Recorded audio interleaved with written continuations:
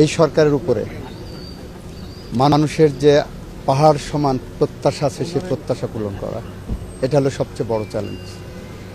সেই প্রত্যাশা পূরণ করতে যে আমরা নিরন্তরভাবে কাজ করে যাব।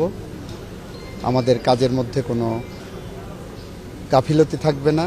আমাদের মূল জায়গাটা হবে বিএনপির ৩১ দফাকে ধারণ করে, নির্বাচনী ম্যানিফেস্টোকে ধারণ করে এগিয়ে যাওয়া।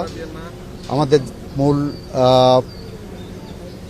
লক্ষ্য হবে বাংলাদেশে গণতন্ত্র, আইনের শাসন, ন্যায় বিচার প্রতিষ্ঠার জন্য যারা জীবন দিয়ে গেছেন, বিগত ১৬-১৭ বছর ধরে যারা জীবন দিয়েছেন,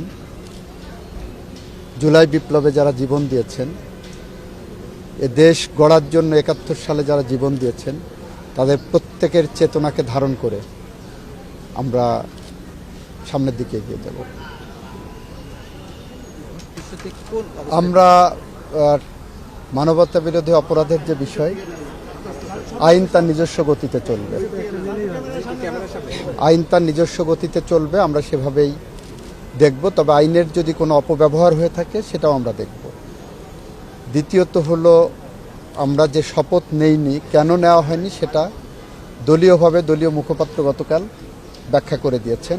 নতুন করে এখানে আমার বলার কিছু নেই। Thank you.